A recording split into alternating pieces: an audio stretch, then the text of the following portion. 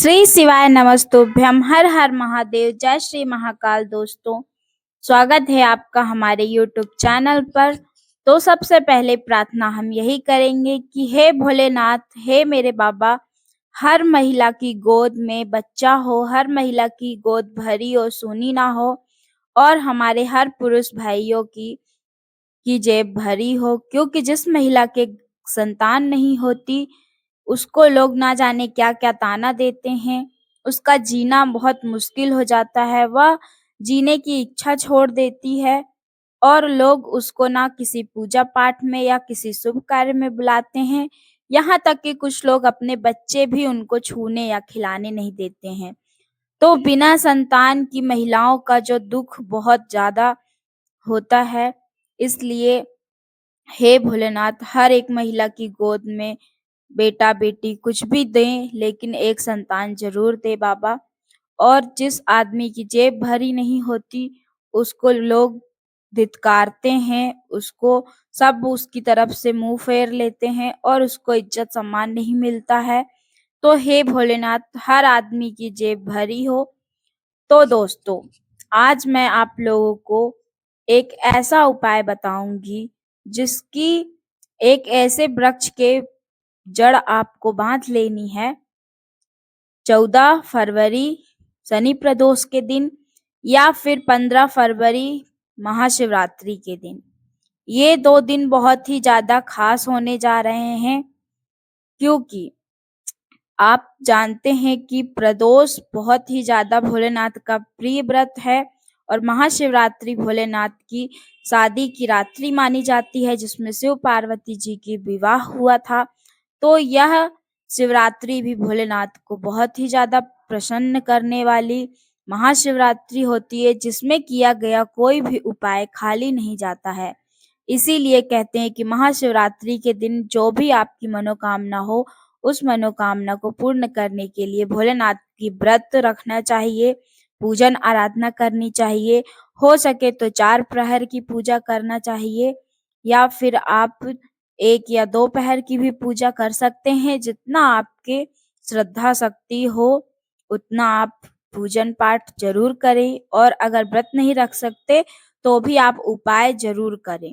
और शनि प्रदोष व्रत भी संतान प्राप्ति के लिए बहुत ही अच्छा और लाभकारी फल व्रत माना जाता है, जो कि शनि प्रदोष प्रदोष के बारे में शिव चालीसा में भी वर्णित है कि जो भी व्यक्ति त्रयोदशी का व्रत रखता है, यानी प्रदोष का व्रत रखता है, उसको वो अगर पुत्र की प्राप्ति चाहता है तो उसको स्वयं भोलेनाथ की कृपा से पुत्र की प्राप्ति होती है। जैसे कि त्रयोदशी व्रत करे हमेशा, ताके तन नहीं रहे कलेसा, पुत्र होन कर इच्छा कोई, निश्चय शिव प्रसाद तेहि होई। तो यह 2 लाइनें आप शिव चालीसा में आप सभी ने अगर पढ़ते होंगे तो सुनी ही होगी। तो इसीलिए कहा जाता है कि शनि प्रदोष व्रत संतान प्राप्ति के लिए बहुत ही उत्तम व्रत है, क्योंकि शनि प्रदोष के दिन कोई भी उपाय या व्रत अगर आप संतान प्राप्ति के लिए करते हैं तो वह बहुत ही ज्यादा लाभकारी होता है। क्योंकि शनि प्रदोष के दिन उपाय करने से हमें शिव जी और शनि देव दोनों की ही कृपा मिलती है, क्योंकि आप जानते हैं कालों के काल महाकाल हैं। वो अगर चाहे तो भाग्य में जो नहीं लिखा होता वो भी हमें मिलता है, और शनि देव जो कि कुदृष्टि अगर उनकी किसी पर पड़ जाए तो उसका जीवन नष्ट हो जाता है। उसी प्रकार अगर शनि देव की कृपा जिस व्यक्ति पर हो जाती है तो उसका जीवन बहुत ही सुखमय बीतता है, और वह जो भी कामना करता है उसको प्राप्त होता है। और शनि प्रदोष के दिन व्रत पूजन करने से हमारे पितृ भी हम पर प्रसन्न होते हैं और अपना आशीर्वाद देते हैं। और साथ ही साथ प्रदोष व्रत, शनि प्रदोष व्रत करने से व्यक्ति के जीवन के पिछले जन्म के किए हुए कर्मों का, जो आपके कुछ पिछले जन्म के जो भी कुछ दोष होते हैं वह सब समाप्त हो जाते हैं। क्योंकि हम इस जीवन में जो कर रहे हैं वो हम जानते हैं, लेकिन हमने पिछले जन्म में क्या किया है यह हम नहीं जानते। किस कर्म के कारण हमें इस जीवन में दुख झेलना पड़ रहा है, यह तो सिर्फ भोलेनाथ ही जान सकते हैं।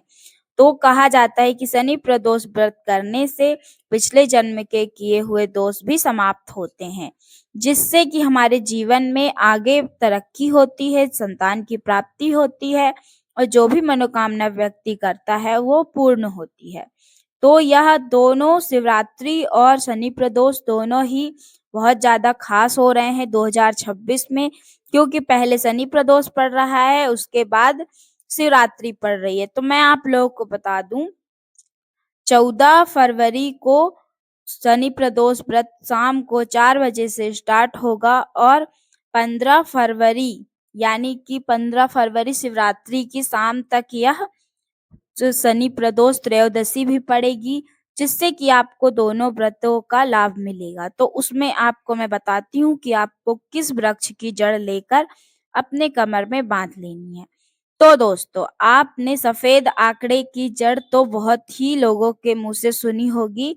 हमारे पंडित प्रदीप मिश्रा जी भी हमें बताते हैं कि जिन महिलाओं को संतान नहीं है, संतान की प्राप्ति करना चाहते हैं, तो वह लोग सफ़ेद आंकड़े की जड़ बाँधें।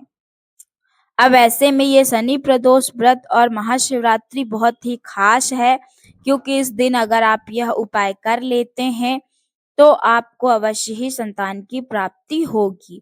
और जो महिलाएं जिनको माहवारी नहीं आती है, पीरियड बंद हो चुका है और जिन महिलाओं को पीरियड से जुड़ी समस्याएं हैं, वह महिलाएं भी यह उपाय प्रदोष के दिन या फिर शिवरात्रि के दिन कर सकती हैं, क्योंकि पंडित प्रदीप मिश्रा जी ने बताया है कि जिन महिलाओं को पीरियड नहीं आता है, वह महिलाएं भी प्रदोष के दिन और सोमवार के दिन आंकड़े की जड़ का प्रयोग करके संतान प्राप्ति कर सकती हैं।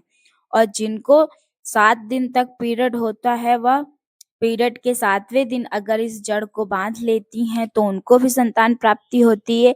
लेकिन शनि प्रदोष व्रत और महाशिवरात्रि बहुत ही खास है, इसलिए इस दिन हर एक महिला यह आंकड़े की जड़ वाला उपाय कर सकती है, जिससे उसको उत्तम संतान की प्राप्ति होगी।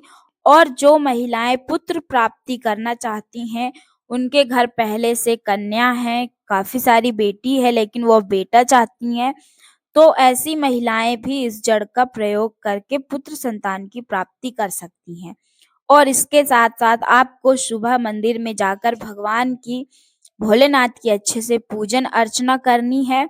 शाम को अगर आप पार्थिव शिवलिंग की पूजन करते हैं तो उससे अवश्य ही आपको संतान की प्राप्ति होगी, क्योंकि इन दोनों दिनों में अगर पार्थिव शिवलिंग बनाकर कोई पति-पत्नी जोड़े से श्रद्धा भक्ति से पूजन करता है तो उसकी मनोकामना भोलेनाथ शीघ्र ही पूरी कर देते हैं।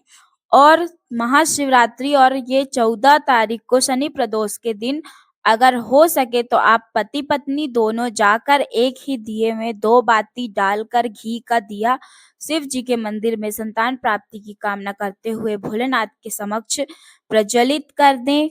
और अगर पति साथ में नहीं जा पाते हैं तो पत्नी भी यह उपाय कर ले, जिससे कि पंडित प्रदीप मिश्रा जी ने बताया है कि 20 से 40 वर्ष भी हो गए, अगर संतान नहीं है तो एक ही दिए में 2 बाती प्रज्वलित करने से उन दंपति को संतान की प्राप्ति होती ही है। तो आप यह एक उपाय कर सकते हैं। और जब आप सुबह के समय मंदिर में जाएं आंकड़े की जड़ बांधने, तो उस समय आप मदार के 108 पुष्प जैसे स्क्रीन में दिखाया जा रहा है, उस तरीके से मदार के एक-एक पुष्प को अलग करके 108 गिनती करके रख लीजिएगा। और मंदिर में आप श्री शिवाय नमस्तुभ्यम बोलकर एक-एक पुष्प भोलेनाथ पर समर्पित करिएगा। इस तरीके से आप 108 बार श्री शिवाय नमस्तुभ्यम का जाप भी कर लेंगे और 108 पुष्प आपको भोलेनाथ को समर्पित कर देना है। और आंकड़े की जड़ आपको तुमरुका जी महाराज का नाम लेकर भोलेनाथ के ऊपर से 21 बार क्लॉकवाइज, जैसे घड़ी का काटा घूमता है उस दिशा में आपको 21 बार घुमाकर संतान प्राप्ति की कामना करते हुए अपना नाम और गोत्र बोल देना है। और यह जड़ अपने कमर में नंदी जी के बगल में खड़े होकर बांध लेना है। और गोत्र जो आप बोलेंगी वह आपके शादी के बाद आपको अपने पति का गोत्र बोलना है अपने नाम के साथ, क्योंकि शादी के बाद महिलाओं का गोत्र बदलकर पति का गोत्र ही हो जाता है। इसलिए इस बात का आप ध्यान रखें और जो कुछ भी आपके क्वेश्चन हो आप मुझसे कमेंट में पूछ सकते हैं।